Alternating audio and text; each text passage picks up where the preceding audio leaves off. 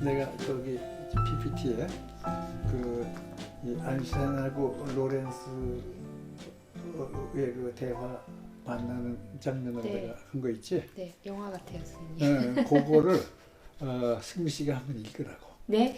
아니 왜냐하면 나는 그 지금까지 과학자들의 그 말하자면 활동 중에서 정말 아주 그 감명적인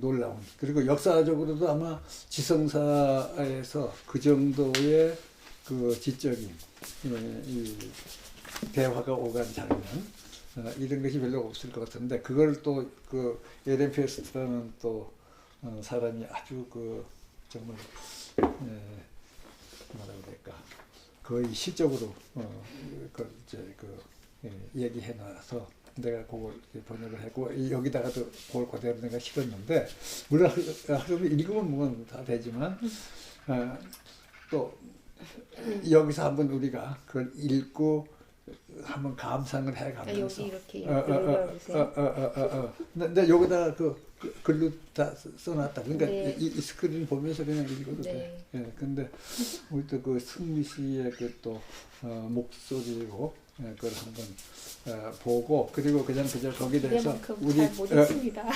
과학자들이 이런 상황, 과학을 해서 누릴 수 있는 이런 정말 그 놀라운 지적인 분위기를 느끼는 것을 그냥 한번 감상하고 지나가는 것도 좋다는 거지, 내 얘기는.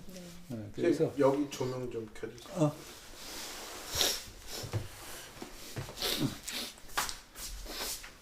그래서 그 딱딱한 그 선무적인 얘기만 하는 학생들도 좀 그 지치는데, 가끔 가다가 그런 거가 이렇게 하면 되겠나? 네, 다 켜주시면. 실고로 갈가지다. 오케이.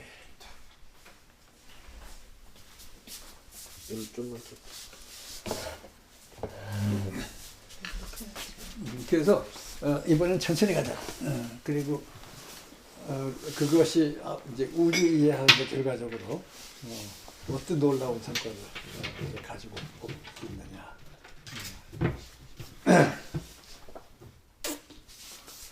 이거는 이 과학사에서 가장 아름다운 사파 중에 하나라고 저는 보고 있습니다.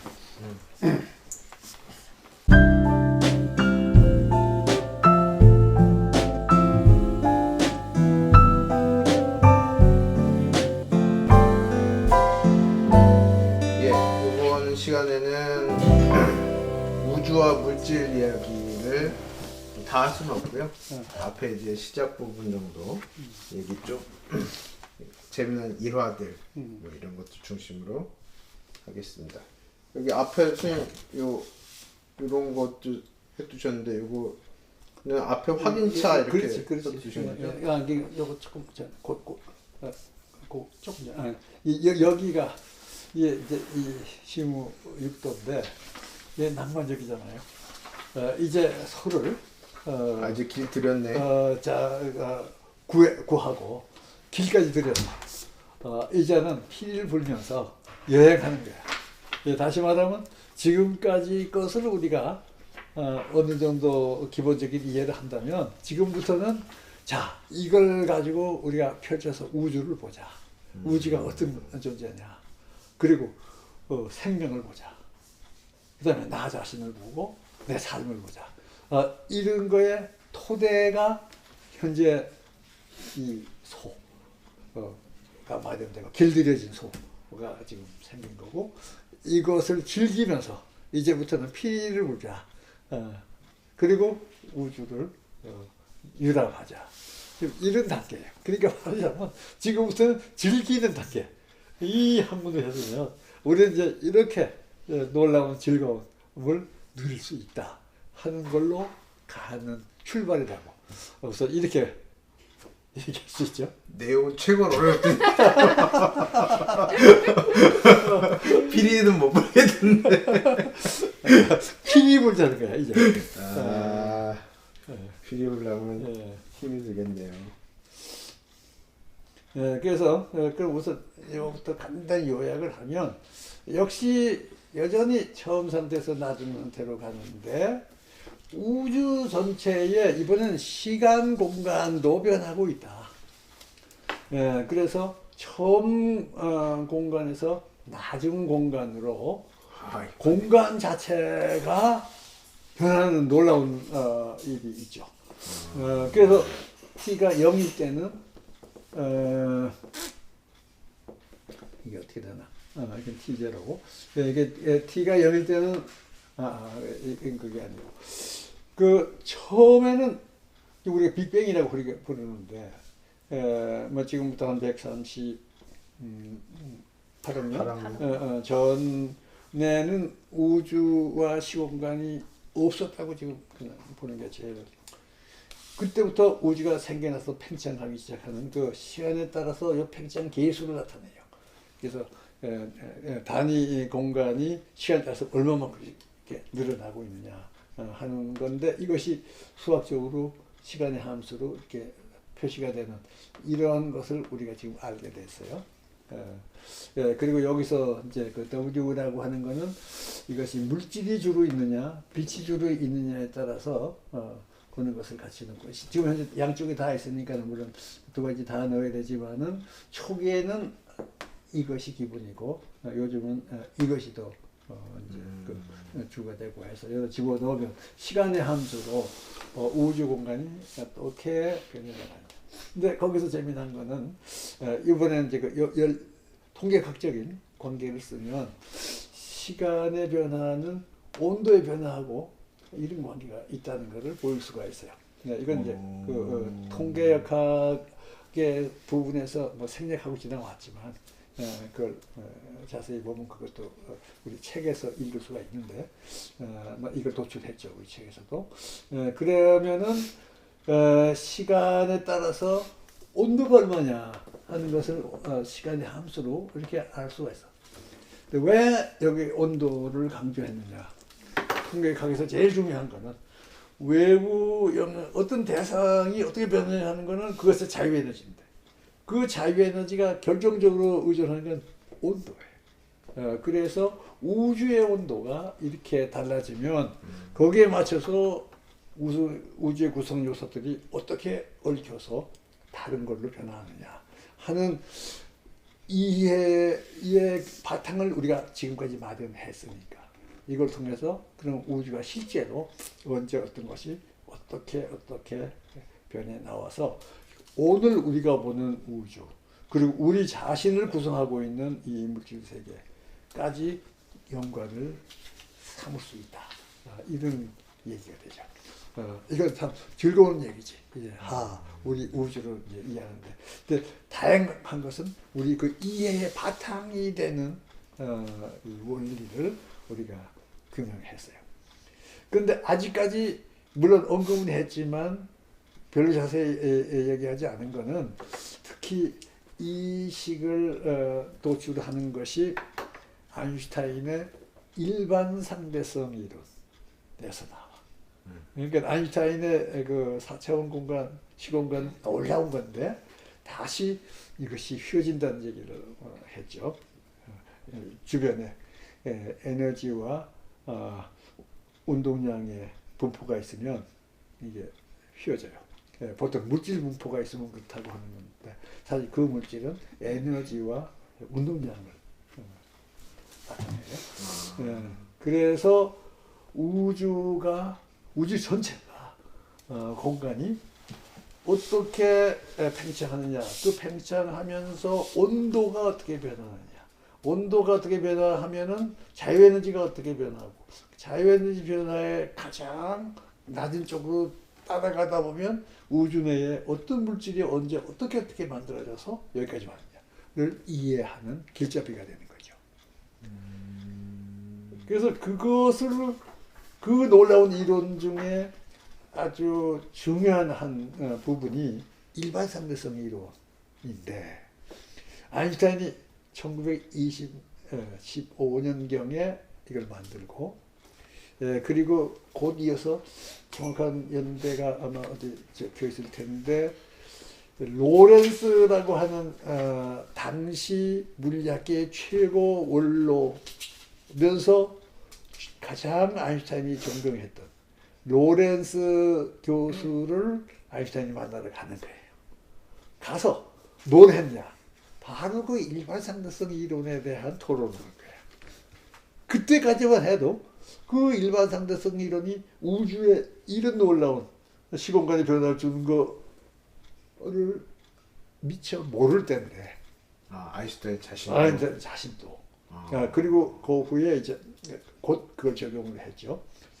이 1916년에 예. 만났다고. 네, 그래서 16년, 17년경에 아마 최초로 그런 작업을 했을 거예요. 그러면서 그 일반상대성 이론 자체가 뭐냐 하는 것을 가장 궁금해했던 사람 중에 하나가 로렌스, 당연히. 로렌스 변화하는 그 로렌스예요. 이 상대성 이론에서도 이제 많은 기여를 했고, 근데 이 사람은 이 고전 물리학적인 세계관을 하자면 가장 이 뭐라 해야 될까, 총정리하고 이해하고 있던, 다시 이 20세기 물리학 이전의 모든 물리학에 대한 가장 깊은 이해를 가지고 있는 사람이었죠. 근데 이 사람이 이제 아인슈타인이 만들어냈다는 일반 상대성 이론을 더 자세히 알고 싶다 하는 희망에서 아인슈타인을 초청을 했어요. 라이든 대학인데 그 라이든 대학이 네덜란드죠. 이제 그 아인슈타인도 사실은 라이든 대학에 꼭 가고 싶었다고. 로렌스도 만나고, 그리고 라이든 대학에서도 아인슈타인을 굉장히 끌려고 애를 썼어요. 당신 옆에서 아무것도 안 해도 좋다. 우리 대학에서는 여기 라이든 대학에 아인슈타인이 있다 하는 것만으로 우리는 만족하니까 제발 오기만 해달라. 이런 아주 그냥 파격적인 이 초청을 받았죠. 물론 당연히 이제 로렌스가 아인슈타인을 가장 잘 이해하고 했던 사람이고, 사실 그럴 만한 사람이지 아인슈타인 자신도. 그러는 그 당시 아인슈타인은 좀 더 야심적으로 활발한 연구 활동을 더 하기 위해서 베를린으로 가서 활동을 했지만, 어쨌든 마음속에는 로렌스와 그리고 그런 유리한 조건이 끌려서 거기 가고 싶었던 사람이에요. 그래서 거길 갔는데 그때에 에렌페스트라고 하는 아인슈타인의 절친한, 그리고 뭐 거의 동년배 아인슈타인과 했던 학자. 이 사람은 양자역학에서는 소위 에렌페스트 정리라고 그래가지고 양자역학의 근사를 취하면, 맞으면 어떤 것에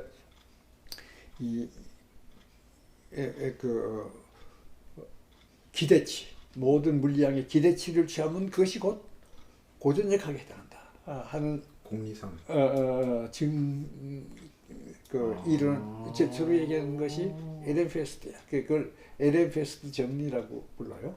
근데 그 에렌페스트가 거기 있었고, 그 에렌페스트는 로렌스와 아인슈타인을 동시에 깊이 적용한, 그리고 가까운 친구. 또 그 세 사람 사이에는 이 성격도 아주 온화한 이런 분들이 이제 만난 거야. 그래서 그때의 그 만남에 대한 기록을 에렌페스트가 글로 남겼어. 근데 그거는 읽을수록 참 이 학문 세계에 이런 아름다운 장면이 있구나 하는 것을 느끼게 해주는 글이기 때문에 시간 조금 걸리지만 여기서 우리가 한번 읽고 지나가는 것도 좋겠다. 그리고 내 생각에는 이 황승미 박사의 목소리도 들어보는 것이 제일 좋지 않겠나.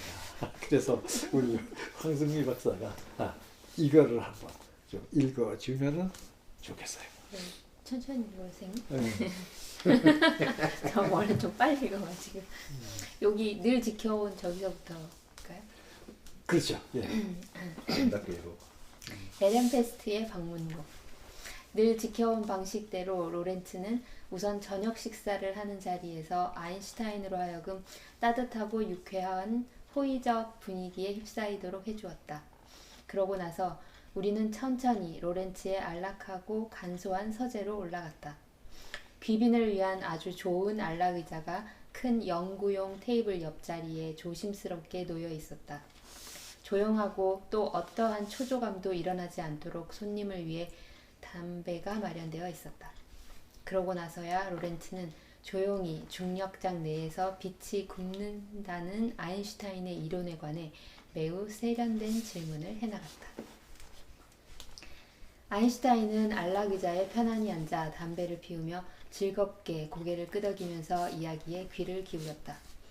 아인슈타인은 그의 논문에서 독자들에게 더 직접적이고 수월한 방법으로 내용을 이해시키기 위해 그가 극복해야만 했던 모든 커다란 문제점들을 로렌츠가 그의 논문을 검토함으로써 대가답게 재발견해낸 데 대해 기쁨을 감추지 않았다.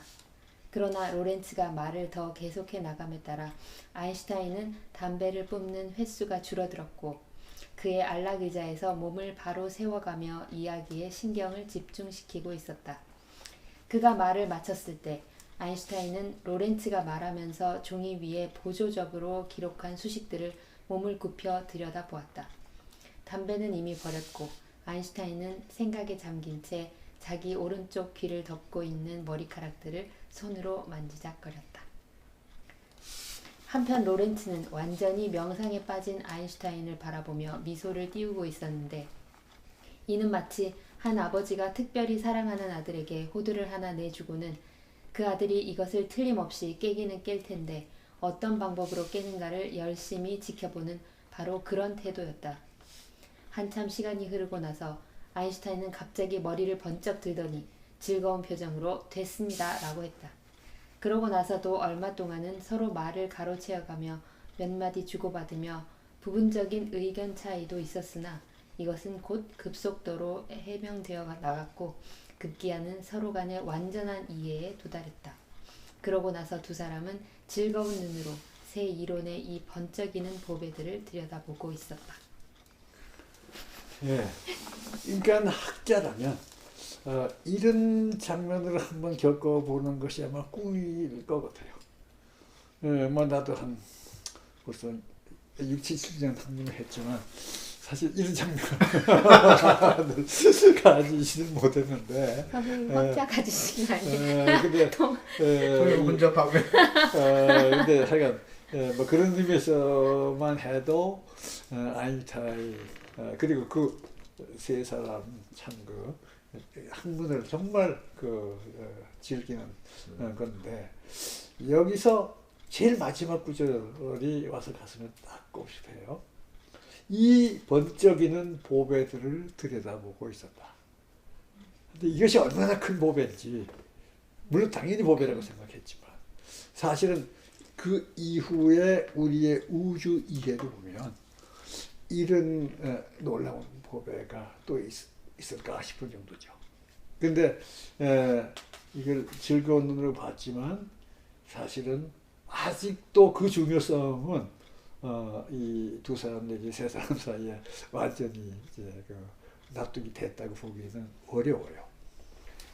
그래서 이제 그 다음에 여기서부터 나오는 거는 이것을 통해서 결국은 우주가 팽창할 수 있었다는 것. 이제 그것을 어떻게 갖고 그 결과가 우주 이해에 이제 어떤 이 결실을 맺었는지 뭐 이런 것들이 관심거리가 되죠. 그러니까 여기서 이 토론에서 얻어낸 게 그러니까 일반 상대성 이론은 이미 완성되어 있었는데 그것을 우주의 이렇게 시간적인 변화 여기에 적용하는 그런 거였나요? 아직 여기서는 그 단계에 뭐 안 갔다는 거지. 그것을 할 수 있는 그 원석 보배를 말하면 이제 그것을 깨면은 거기서 이제 그게 나오는데 그 직전에 이게 봄이다 하는 이해에 이제 몸을 넣었다고 보죠. 그리고 이제 아까 얘기했지만 이제 그 다음에 곧 아인슈타인이 그 우주에 적용을 시켰어요. 우주 전체에. 그전에는 우주랑은 별도로. 예, 그렇지. 여기서는 그냥 그 현상이 뭐 예를 들어서 태양 주변에서 햇빛이 휜다든가, 네. 뭐 이런 거. 그러니까 이제 그것을 그 후에 검증해 가지고 이제 아인슈타인 이력 유명해지긴 했지만 아직까지도 이제 그 우주가 팽창한다 하는 우주 공간이 우주적인 함의는 아직은 좀 덜 들어가죠. 근데 이제 아인슈타인 생각해 보니까 우주 전체에 적용을 시키면 어떻게 되느냐 하는 생각을 해봤고 이제 그 이론을 사실은 만들었어요. 근데 재미난 사실은 거기를 딱 보니까 그 결과가 우주 공간이 팽창할 수가 있는 가능성이 그 안에 보이는 거예요. 근데 그건 아인슈타인도 받아들이기 어려운 어떻게 우주 공간이 팽창하느냐. 거기까지는 아인슈타인의 상상력으로도 못 따라가는 거지. 그래서 결국 뭘 했냐. 그건 아니다. 이거는 우주가 팽창할 수는 없기 때문에 팽창할 수 없다는 이론을 대기 위해서 거기다가 특별한 항을 하나 집어넣었어. 아주 간단한 수학적인 관계식이에요. 그 식이 아마 여기 어디 나올 거야. 봅시다. 그 전에 예. 이게 바로 이게 요 빨간 거 제외한 이것이 아인슈타인 공식이에요. 그래서 요 TMN이라는 것은 주변에 공간에 분포된 에너지 운동량의 값인데 이것이 4차원인데 그 값은 4차원 텐서라는 걸로 표시가 돼요. 그러니까 보통 4차원 벡터는 4개의 성분만 가지면 되는데 이 텐서라고 하는 건 또 그것에 또 어떤 그 일종의 높은 차원의 변화를 가져야 되기 때문에 4 곱하기 4, 16개의 성분을 가진 매트릭스 형태로 이렇게 텐서라고 그러죠. 그 텐서가 이쪽에 요것들은 공간이 휘는 것을 나타내는 또 텐서예요. 그래서 이러한 분포가 있으면 공간이 어떻게 휜다 하는 것이 뭐 간단하게 표시된 이 식인데 이것만 가지고는 우주가 팽창할 수가 있어. 그러니까 이거 안 되겠다. 하나 더 집어넣어서 요거의 파라메타를 나무차고 맞춰서 우주가 팽창하지 않지 않느냐. 팽창하지 않는 우주를 이것이 서술한다. 그래서 요걸 딱 집어넣은 거예요. 근데 이거 집어넣는 건 딴 거 이것도 물론 이게 이제 기본적인 거니까 정말 현상에 맞게 여러 가지 하다 보니까 만들고 이 나머지만 가지고 다른 걸 다 설명하는데 물론 요 람다가 크지 않기 때문에 다른 모든 설명에 이것이 영향을 미치지는 않아. 그러니까 있어도 그걸 가지고 뭐 설명하는데 불편이 없는데 그러나 여기다 그냥 임의로 이걸 집어넣은 건데 그 목적이 우주가 정지에 있다는 거를 맞추기 위해서 넣어봤 거지. 그리고 발표를 했는데 이 프리드만이라는 사람은 이 사람은 이제 훨씬 더 젊은 사람인데 아주 재능이 많아서 원래 기상학자인데 뭐 수학 물리학을 공부하고 특히 그 상대성 이론에 대해서는 아까 얘기한 그 에르페스트 강의도 들었다고 그런 사람이에요. 근데 이걸 그냥 직접 그냥 고지식하게 푸는 거예요. 이거 안 넣고. 그러니까 팽창하고 있다 이거야.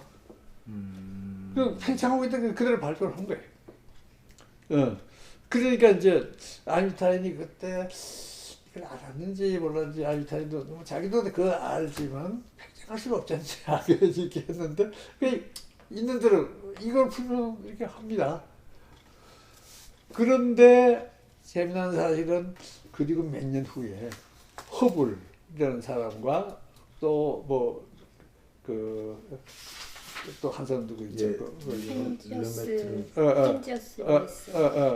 그런 사람들이 실제로 우주의 전체 운동, 그 전체는 보통 우리가 보는 별의 운동이 아니고 은하는 별의 큰 물이죠. 예, 우리 은하 크기가 별이 몇 개로 구성되어 있다고 알고 있어요? 수백 개까지. 2천만 개 2천만 개? 정도로 규정하죠. 우리 은하 안에 있는 별이 대개 은하는 그 정도에서 더 큰 것도 있고 더 작은 것도 있고. 예, 그러니까 뭐 대개 표준 정도가 되는 크기, 우리 은하 크기가. 예, 우리 태양계는 그 중에서 이제 한 귀퉁이에 있고, 예, 귀퉁이에 있기 때문에 한쪽이 많이 보이지. 예, 그걸 우리가 은하수라고 불러요. 네. 예, 반대쪽은 별이 적기 때문에 은하수 반대쪽은 뜨문뜨문 보이고. 그렇구나. 그게 우리 은하인데, 그러한 은하가 수없이 많은 거예요. 그걸 이미 이 시기에 벌써 아주 이 좋은 망원경으로 관측을 했어요. 그리고 그것이 움직이는 속도, 적어도 우리 쪽으로 오느냐 가느냐 하는 거는 확인할 수 있는 방법이 있어요. 그게 그 도플러 효과라 그래가지고, 이 자동차가 우리한테 접근할 때는 소리가 더 높이, 그리고 멀어질 때는 소리가 낮은 소리가 돼. 파장이 길어지고. 접근할 때는 이게 압축이 돼서 높은 소리가 되고. 그러니까 빛도 마찬가지. 그래서 빛이 멀리 가면은 그 빛의 파장이 같은 파장의 건데 더 긴 쪽으로 되는 거예요. 예, 그런데 뭐 빛이 여러 가지가 나오는데 그걸 어떻게 하느냐 하지만 실제로 스펙트럼을 가지고 관측하면 그 물질에서 나오는 그 각 물질마다 원자 구조가 있었어. 그 원자, 예를 들어 수소 원자만 생각해요. 수소 원자에서 그 라인만 그 시리스 뭐 해서 특정한 파장이 다 있잖아요. 그 딴 은하에도 수소 원자는 다 있다고. 그럼 거기에 있는 수소 원자들도 같은 패턴의 그 빛을 가지고 있어요. 그것의 세계는 멀어서 약하지만 그 패턴은 우리가 구분할 수가 있거든. 그런데 멀리 있는 별들은 그 전체가, 그 패턴 전체가 긴 파장적으로 전부 이동을 하는 거야. 그게 이제 도플러 효과라 그래가지고 멀어지면서 보내면 그 파장이 긴 쪽으로 바뀌어요. 예, 그걸 우리 알았거든. 그래서 관측을 하니까 멀리 있는 그 전체, 그러니까 그 우주, 은하 단위, 전체들이 다 멀어지고 있는 거야. 일반적으로. 물론, 특별한 경우에 뭐 달라지기도 하지만, 그래도 적어도 수천 개 이상의 그 은하를 관측을 하는데, 그런데 더 재밌는 거는 뭐냐면, 더 멀리 있는 걸수록, 더 먼다고 하는 거는 이제 더 작게 보이는 거지.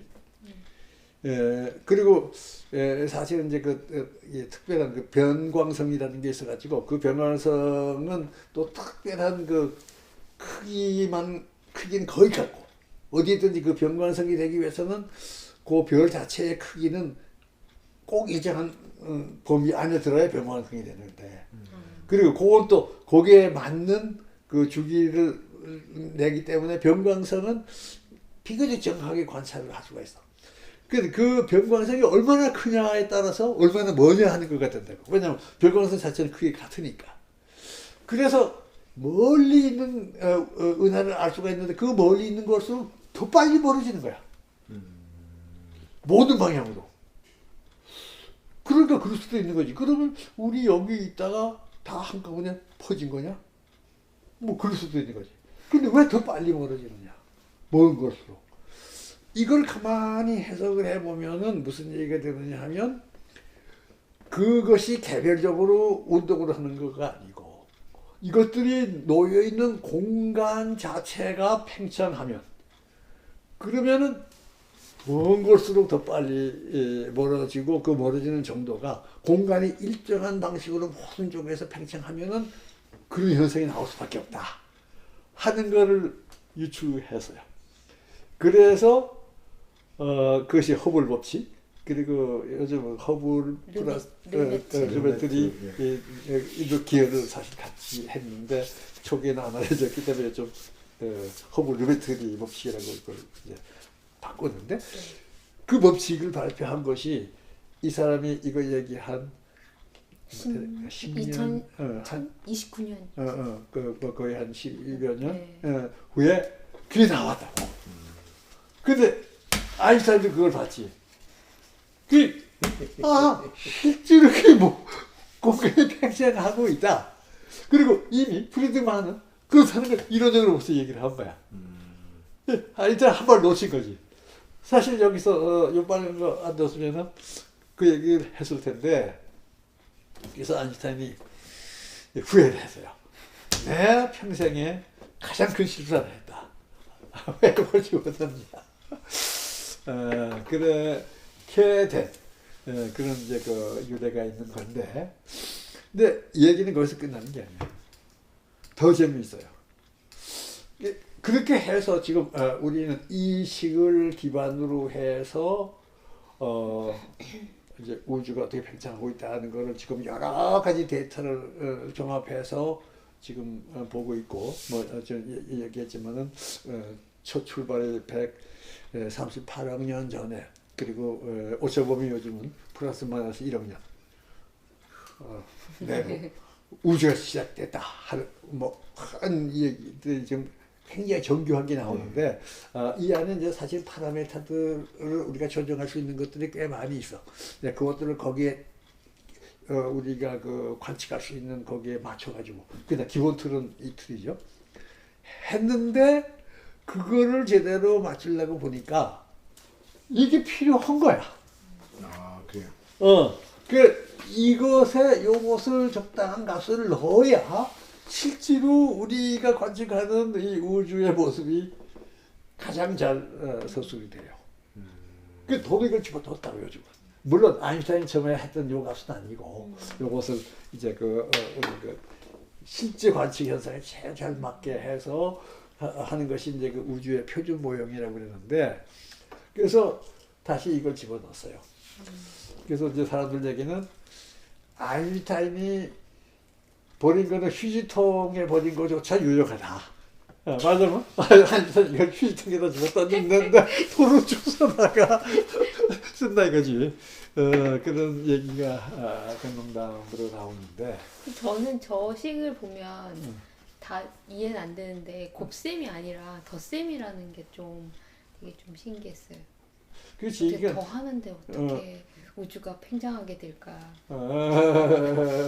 아니 그러니까 곧 이제 여기 나오는 일부 효과를 이렇게 상쇄시켜 들어가야 되기 때문에 상쇄시키면 되겠는데, 뭐 어쨌든 우리 이것이 구체적으로 이 식에서부터 아까 우리가 얘기했던 우주가 시간에 따라서 어떻게 팽창하느냐 하는 그 시간을 도출하는 것까지를 우리가 계산을 할 수가 있어.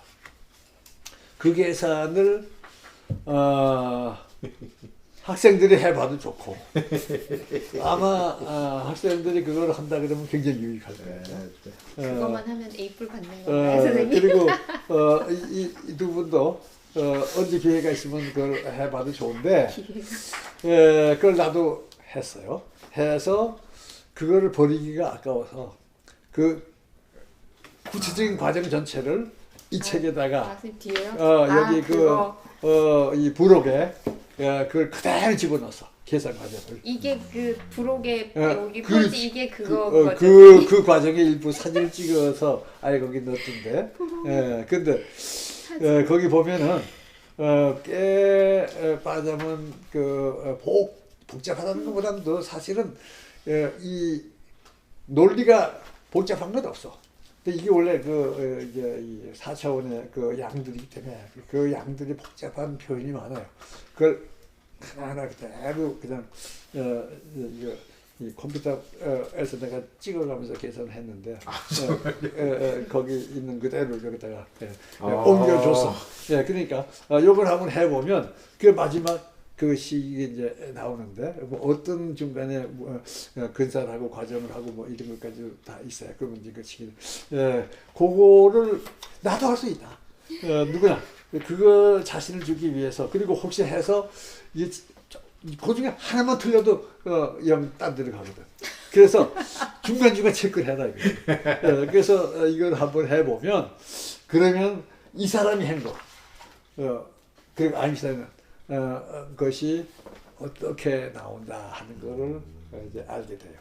근데 그것을 바탕으로 해서 일단 우리가 우주의 현상을 출발하는 가장 큰 틀, 즉 시간 공간이라고 하는 그 틀을 우리가 마련한 것이.